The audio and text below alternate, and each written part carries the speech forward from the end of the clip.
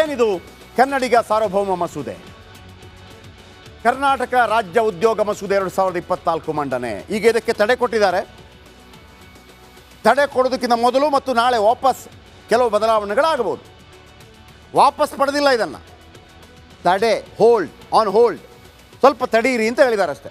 ಏನದು? ಹಾಗಿದ್ರೆ ಏನಿದು? ಖಾಸಗಿ ಉದ್ಯಮ ಹಾಗೂ ಕಾರ್ಖಾನೆಗಳು ಇವೆಲ್ಲ ಅನ್ವಯ. ಏನದು? ಆಡಳಿತಾತ್ಮಕ ಉದ್ಯೋಗಗಳಲ್ಲಿ 50% ಮೀಸಲಾತಿ. ಒಂದು ಕಂಪನಿ ಇದ್ದರೆ ಅದರಲ್ಲಿ ಆಡಳಿತಾತ್ಮಕ ಎಕ್ಸಿಕ್ಯೂಟಿವ್ ಪೋಸ್ಟಲ್ಲಿ 50% ಕನ್ನಡಿಗರಿಗೆ ಕೊಡಬೇಕು. ಎ ಮತ್ತು ಬಿ ಗ್ರೂಪ್ನವರಿಗೆ 50% ಮೀಸಲಾತಿ. ಏನಿರುತ್ತದರಲ್ಲಿ? ವ್ಯವಸ್ಥಾಪಕ, ಸೂಪರ್ವೈಸರ್, ಟೆಕ್ನಿಕಲ್ ಹುದ್ದೆಗೆ 50%.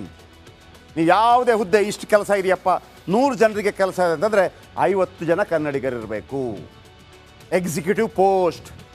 ಇನ್ನು ಆಡಳಿತೇತರ, ಎಕ್ಸಿಕ್ಯೂಟಿವ್ ಪೋಸ್ಟ್ ಅಲ್ಲ, ತೀರ್ಮಾನ ಕೈಗೊಳ್ಳೋರಲ್ಲ, ಆಡಳಿತೇತರ ಹುದ್ದೆಗಳಲ್ಲಿ 75% ಮೀಸಲಾತಿ ಕೊಡಬೇಕು. 100 ಜನ ಬಂದರೆ 75 ಕನ್ನಡಿಗರು. ಇನ್ನು ಸಿ ಮತ್ತು ಡಿ ಗ್ರೂಪ್ನವರಿಗೆ 75% ಮೀಸಲಾತಿ. ಕ್ಲರ್ಕ್, ಕೌಶಲ್ಯರಹಿತ, ಕೌಶಲ್ಯ ಇರಬೇಕು ಅಂತೇನಿಲ್ಲ, ಎಲ್ಲ ಕೆಲಸಗಳು ಬರುತ್ತೆ. ಕೌಶಲ್ಯರಹಿತ, ಅರೆ ಕೌಶಲ್ಯ ಗುತ್ತಿಗೆ ನೌಕರ ವಗೇರೆ ವಗೇರೆ. ಇನ್ನು ನೆಕ್ಸ್ಟ್, ಮೀಸಲಾತಿಗೆ ಯಾರೆಲ್ಲ ಅರ್ಹರು? ಕರ್ನಾಟಕದಲ್ಲಿ ಹುಟ್ಟಿದವರೆಲ್ಲರೂ ಮೀಸಲಾತಿಗೆ ಅರ್ಹರಾಗಿರ್ತಾರೆ. ಕರ್ನಾಟಕದಲ್ಲಿ 15 ವರ್ಷಗಳಿಂದ ವಾಸಿಸ್ತಿರಬೇಕು. ಕನ್ನಡ ಮಾತಾಡಲು, ಓದಲು, ಬರೆಯಲು ಬರಬೇಕು. ಕನ್ನಡ ಭಾಷೆ ಶಾಲಾ ಪ್ರಮಾಣಪತ್ರ ಕಡ್ಡಾಯವಾಗಿ ಬೇಕು. ಇಲ್ಲದಿದ್ದರೆ ಕನ್ನಡ ಪ್ರಾವೀಣ್ಯತೆ ಪರೀಕ್ಷೆಯಲ್ಲಿ ಪಾಸಾಗಬೇಕು ಹಾಗೂ ನೋಡಲ್ ಏಜೆನ್ಸಿ ನಡೆಸುವ ಪರೀಕ್ಷೆಯಲ್ಲಿ ಪಾಸಾಗಬೇಕು. ಇತ್ಯಾದಿಗಳನ್ನು ಕೊಡಲಾಗಿದೆ. ಸ್ಥಳೀಯ ಅಭ್ಯರ್ಥಿ ಇಲ್ಲದಿದ್ದರೆ ಏನು ಮಾಡಬೇಕು? ಈಗ ಒಂದು 100 ಜಾಬ್ ಇದೆ. 100 ಜಾಬಲ್ಲಿ 75% ಅಂತಂದರೆ 75% ಕನ್ನಡದವರಿಲ್ಲ, ಬೇರೆಯವರು ಇದ್ದಾರೆ. ನಿಯಮದಷ್ಟು ಸ್ಥಳೀಯ ಅಭ್ಯರ್ಥಿಗಳು ಇಲ್ಲದಿದ್ದರೆ ಏನು ಮಾಡಬೇಕು? ಕಾಯ್ದೆ ನಿಬಂಧನೆಗಳನ್ನು ಸಡಿಲಿಸಲು ಮನವಿ ಮಾಡಬೇಕು ರಾಜ್ಯ ಸರ್ಕಾರಕ್ಕೆ. ನೋಡಿ, ನಾವು ಮಾಡ್ತಾ ಇದ್ದೀವಿ. ಕಂಪನಿಗಳು ರಾಜ್ಯ ಸರ್ಕಾರಕ್ಕೆ ಅರ್ಜಿ ಸಲ್ಲಿಸಬಹುದು. ಆಮೇಲೆ ನಿಯಮ ಉಲ್ಲಂಘನೆ ಮಾಡಿದರೆ ಏನು ಮಾಡಬೇಕು? ಕೈಗಾರಿಕೆ, ಕಾರ್ಖಾನೆ, ಕಂಪನಿ ನಿಯಮ ಉಲ್ಲಂಘಿಸಬಹುದು. ಸಂಸ್ಥೆ ವ್ಯವಸ್ಥಾಪಕರಿಗೆ 10 ರಿಂದ 25 ಸಾವಿರದವರೆಗೆ ದಂಡ ಹಾಗೂ ದಂಡ ಹಾಕಿದ ನಂತರ ನಿಯಮ ಉಲ್ಲಂಘನೆ ಮಾಡಬಾರದು. ನಿಯಮ ಉಲ್ಲಂಘನೆ ಮುಂದುವರೆದರೆ ಮತ್ತಷ್ಟು ದಂಡ ಫಿಕ್ಸ್ ಆಗುತ್ತೆ. ನಂತರ ದಿನಕ್ಕೆ 100 ರೂಪಾಯಿವರೆಗೆ ದಂಡ ವಿಸ್ತರಣೆ ಮಾಡಲಾಗುತ್ತೆ. ಇದಕ್ಕೆ ಯಾಕೆ ವಿರೋಧಗಳು ವ್ಯಕ್ತವಾಯಿತು? ಬನ್ನಿ ನೋಡೋಣ. ಇದಕ್ಕೆ ಯಾಕೆ ವಿರೋಧಗಳು ವ್ಯಕ್ತವಾಯಿತು? ಈಗ ನೋಡಿ, ವಿಶೇಷವಾಗಿ ಸಿ ಮತ್ತು ಡಿ ದರ್ಜೆ 100% ಕೊಡಬೇಕು ಅಂತೇಳಿ. ಸಿ ಮತ್ತು ಡಿ ದರ್ಜೆ ಅಂದರೆ ದೊಡ್ಡ ದೊಡ್ಡ ಹುದ್ದೆ ಅಲ್ಲ, ಅದು ಸಣ್ಣ ಪುಟ್ಟ ಹುದ್ದೆಗಳಾಗಿರುತ್ತೆ. ಕ್ಲರ್ಕು, ಮತ್ತೊಂದು ಮಗದೊಂದು, ಇದರಲ್ಲಿ ಕೊಡಬೇಕು. ಇದಕ್ಕೆ ವಿರೋಧ ವ್ಯಕ್ತವಾಗ್ತಾ ಇದೆ. ಏನು? ಕರ್ನಾಟಕ ರಾಜ್ಯ ಉದ್ಯೋಗ ಕುರಿತು ಪರ ವಿರೋಧದ ಚರ್ಚೆ ನಡೀತಾ ಇದೆ. ಉದ್ಯಮಿಗಳಾದ ಮೋಹನ್ ದಾಸ್ ಪೈ, ಕಿರಣ ಮಜುಮ್ದಾರ್ ಶಾ ಮಸೂದೆಗೆ ವಿರೋಧ ವ್ಯಕ್ತಪಡಿಸಿದ್ದಾರೆ.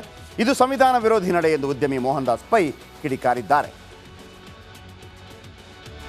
ಈಗ ಮತ್ತೊಂದು ಬ್ರೇಕಿಂಗ್ ನ್ಯೂಸ್. ಇಡಿ ಇದಾಯಿತು. ಕನ್ನಡಿಗರಿಗೆ ಮೀಸಲಾತಿ ಕಾಯ್ದೆ ಏನು ಬಹಳ ದೊಡ್ಡ ಮಟ್ಟದಲ್ಲಿ ಚರ್ಚೆ ಆಗ್ತಾ ಇತ್ತು. ಕನ್ನಡಿಗರಿಗೆ ಕೆಲಸ ಸಿಗಬೇಕು ಅಂತೇಳಿ ಚರ್ಚೆ ಆಗ್ತಾ ಇತ್ತು. ಈಗ ಅದಕ್ಕೆ ಸರ್ಕಾರ ತಡೆ ನೀಡಿದೆ. ಕನ್ನಡಿಗರಿಗೆ ಮೀಸಲಾತಿ ಕಾಯ್ದೆಗೆ ತಡೆ. ಮೀಸಲಾತಿ ಕಾಯ್ದೆಗೆ ಸರ್ಕಾರದ ತಡೆ. ಇದು ಈ ಕ್ಷಣದ ಅತಿ ದೊಡ್ಡ ಸುದ್ದಿ. ಖಾಸಗಿ ಉದ್ಯಮದಲ್ಲಿ ಸಿ ಮತ್ತು ಡಿ ಗ್ರೂಪ್ ನೌಕರರಿಗೆ 100% ಮತ್ತು 50 ಮತ್ತು 75%, ಆಡಳಿತಾತ್ಮಕ 50%, ಆಡಳಿತಾತ್ಮಕವಲ್ಲದ 75% ಕೊಡಬೇಕು ಅಂತೇಳಿ, ಮೀಸಲಾತಿ ಕೊಡಬೇಕು ಅಂತೇಳಿ ಒಂದು ರೀತಿಯಲ್ಲಿ ಕಾಯ್ದೆ ತರೋದಕ್ಕೆ ಸರ್ಕಾರ ಹೊರಟಿತ್ತು. ಅನೇಕರು ಅದಕ್ಕೆ ವಿರೋಧ ವ್ಯಕ್ತಪಡಿಸಿದರು. ಈ ನಡುವೆ ಅದಕ್ಕೆ ಈಗ ಒಂದು ತಡೆಯನ್ನು ನೀಡಿದೆ ರಾಜ್ಯ ಸರ್ಕಾರ. ವಾಪಸ್ ಅಲ್ಲ, ತಡೆ ಅಂತಂದರೆ ವಾಪಸ್ ಬರುತ್ತೆ ಇದು ಕಾಯ್ದೆ.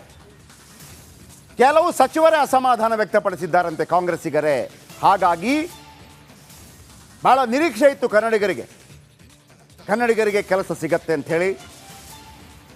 ಪ್ರಪ್ರಥಮವಾಗಿ ಕನ್ನಡ ಕಾವಲು ಸಮಿತಿ ಅಧ್ಯಕ್ಷ ಕೆಲಸ ಮಾಡಿದಂಥ ಸಿದ್ದರಾಮಯ್ಯನವರು ಕನ್ನಡಿಗರಿಗಾಗಿ ಇದನ್ನು ಮಾಡೇ ಮಾಡ್ತಾರೆ ಅನ್ನುವಂಥ ವಿಶ್ವಾಸ ಕೂಡ ಅನೇಕರಿಗಿತ್ತು. ಆದರೆ ಇದಕ್ಕೆ ಅಚಾನಕ್ಕಾಗಿ ತಡೆ ಬಿದ್ದಿದೆ.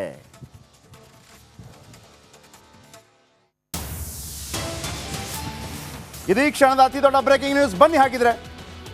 ಇಡಿ ಇಕ್ಕಳಕ್ಕೆ ಸಿಲುಕಿ ಮಾಜಿ ಸಚಿವ ಬಿ ನಾಗೇಂದ್ರ ಸಿಲುಕಿದ್ದಾರೆ.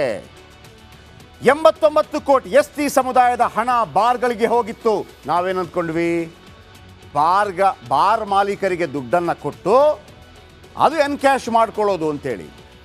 89 ಕೋಟಿ ದುಡ್ಡಿರುತ್ತೆ, 18 ಅಕೌಂಟ್ಗಳಿಗೆ ಹೋಗುತ್ತೆ, 18 ಅಕೌಂಟಿಂದ ಬೇರೆ ಬೇರೆ ಅಕೌಂಟಿಗೆ ಹೋಗುತ್ತೆ, ಅಲ್ಲಿಂದ ದುಡ್ಡು ಖರೀದಿ ಮಾಡ್ತಾರೆ, ಅಂದರೆ ಕ್ಯಾಶ್ ಮಾಡ್ಕೊಂಡು ಬರ್ತಾರೆ, ಚುನಾವಣೆಗೆ ಬಳಕೆ ಆಗುತ್ತೆ. ಆದರೆ ಅಕ್ರಮ ಹಣ ವರ್ಗಾವಣೆ ಕೇಸ್ ಹಾಕಿದ ಇಡಿ ಬರೋಬ್ಬರಿ 89 ಕೋಟಿ 62 ಲಕ್ಷದ ಸೀಕ್ರೆಟ್ ಇದೀಗ ಬಯಲಾಗಿದೆ.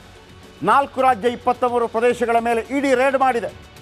90 ಕೋಟಿ ಕಾಸು 18 ನಕಲಿ ಅಕೌಂಟ್ಗಳಿಗೆ ಶಿಫ್ಟ್ ಆಗಿದೆ. ಇದೆಲ್ಲ ಕೇಳಿರುವಂಥದ್ದು. ಆಂಧ್ರ ತೆಲಂಗಾಣದಲ್ಲಿ ಸೃಷ್ಟಿಯಾಗಿದ್ದು ನಕಲಿ ಅಕೌಂಟ್. 18 ಅಕೌಂಟ್ಗಳಿಂದ ನಕಲಿ ಶೆಲ್ ಖಾತೆ ಅಂದರೆ ಸಣ್ಣ ಸಣ್ಣ ಖಾತೆಗಳಿಗೆ. ನಿಮ್ಮದು ಒಂದು ಖಾತೆ ಇದ್ದರೆ ಅದು ಶೆಲ್ ಖಾತೆಗಳಿಗೆ ವರ್ಗ ಆಗುತ್ತೆ.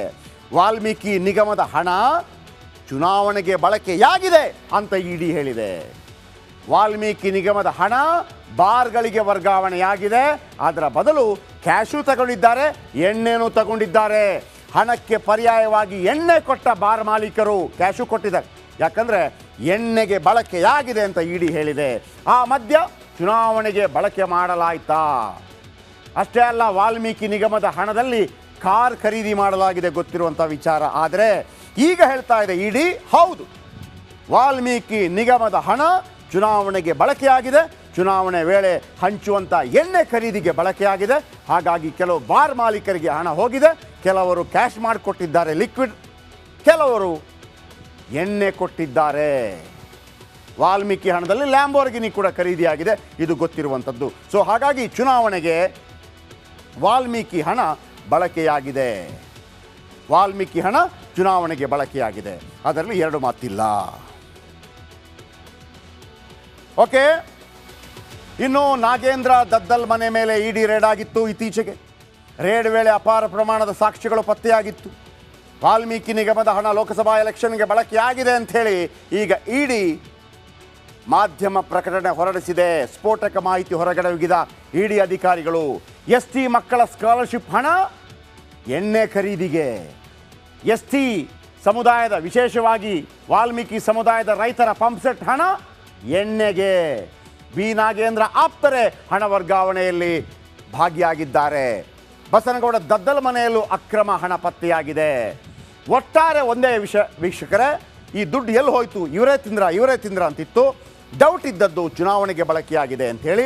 ಚುನಾವಣೆಗೆ ಬಳಕೆಯಾಗಿದೆ, ಅದು ಕೂಡ ಎಣ್ಣೆ ಖರೀದಿಗೆ ಬಳಕೆಯಾಗಿದೆ ಅನ್ನೋದು ಈಗ ಸಾಬೀತಾಗಿದೆ.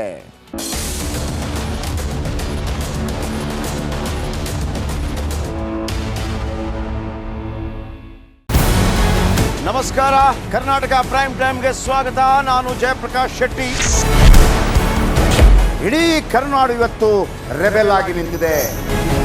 ಈ ಹಗರಣಗಳನ್ನು ಸದನದಲ್ಲಿ ಪ್ರಸ್ತಾಪ ಮಾಡಲು ಕೂಡ ಕಾಂಗ್ರೆಸ್ ಹಿಂದೇಟು ಹಾಕಿದ್ದೇಕೆ? ನಿಮ್ಗೆ ಸಂಬಳ ಅದಕ್ಕೆ, ನಿಮಗೆ ವಾಹನ ಅದಕ್ಕೆ, ನಿಮಗೆ ವೆಪನ್ ಅದಕ್ಕೆ, ನೀವು ಅದನ್ನು ಸೆರೆ ಹಿಡಿಬೇಕಾಗಿದೆ. ನೀವು ವಿದ್ಯುತ್ ಬರ ಇದೆ ಅಂತ ಹೇಳ್ತಾ ಇದ್ದೀರಿ, ಎಲ್ಲಿ ಬರ ಇದೆ ನೀವು ಹೇಳಬೇಕು. ಪಾಕಿಸ್ತಾನ್ ಆಕ್ಯುಪೈಡ್ ಕಾಶ್ಮೀರ್ ಅದು ಎಂದೆಂದಿಗೂ ನಮ್ಮದು. 40 ಮೆಷಿನ್ಗಳು ತಂದಿತ್ತು ನೋಟ್ ಎಣಿಸುವುದಕ್ಕೆ, ಅದೇ ಹಾಳಾಯಿತು. ಮಥುರಾದ ಗಲಾಟೆ ಇದೆಯಲ್ಲ, ಅದು ಸ್ಥಳೀಯವಾಗಿ ಕೂತು ಪರಿಹರಿಸಬಹುದಾದಂಥ ಕಾನೂನಿದೆ. ಗ್ಯಾರಂಟಿ ಯೋಜನೆಯಿಂದ ನಷ್ಟ ಆಗಿದೆ, ಲಾಭ ಆಗಿದೆ, ದಯವಿಟ್ಟು ಹೇಳಿ. Dawood Ibrahim most wanted criminal ಯಾವಾಗಾದ ಅಂದರೆ ಇಲ್ಲಿ ತನಕ ಭಾರತ ದೇಶದಲ್ಲಿ ಓರ್ವ ದಲಿತ ಪ್ರಧಾನಿಯಾದಂಥ ಇತಿಹಾಸವೇ ಇಲ್ಲ. ರಿಪಬ್ಲಿಕ್ ವರ್ಲ್ಡ್ ಆಪ್ ಇದು ಕೇವಲ ಅಪ್ಲಿಕೇಶನ್ ಅಲ್ಲ, ಸಮಗ್ರ ಸುದ್ದಿಗಳ ಸಂಪರ್ಕ ಮಾರ್ಗಕ್ಕೆ ಕ್ರಾಂತಿಕಾರಿ ಬದಲಾವಣೆ. ರಿಪಬ್ಲಿಕ್ ವರ್ಲ್ಡ್ ಆಪ್ ಕೇವಲ ಸುದ್ದಿ ಅಪ್ಲಿಕೇಶನ್ ಅನ್ನ ಪರಿಚಯ ಮಾಡ್ತಾ ಇಲ್ಲ, ಬದಲಾಗಿ ಡಿಜಿಟಲ್ ಸುದ್ದಿ ಬಳಕೆಯ ಹೊಸ ಯುಗಕ್ಕೆ ನಾಂದಿ ಹಾಡ್ತಾ ಇದೆ. ಇದೊಂದು ಬ್ರೇಕಿಂಗ್ ನ್ಯೂಸ್, ಪ್ರಭಾವಶಾಲಿ ಕಾರ್ಯಕ್ರಮಗಳಿಗೆ ಗಟ್ಟಿಯಾದ ವೇದಿಕೆ. ರಿಪಬ್ಲಿಕ್ ವರ್ಲ್ಡ್ ಅಪ್ಲಿಕೇಶನ್ ಈಗ ಲೈವ್ ಆಗಿದೆ. ಗೂಗಲ್ ಪ್ಲೇ ಸ್ಟೋರ್ ಮತ್ತು ಆಪಲ್ ಆಪ್ ಸ್ಟೋರ್ ಎರಡರಲ್ಲೂ ಲಭ್ಯವಿದೆ. ಈಗಲೇ ಡೌನ್ಲೋಡ್ ಮಾಡಿ.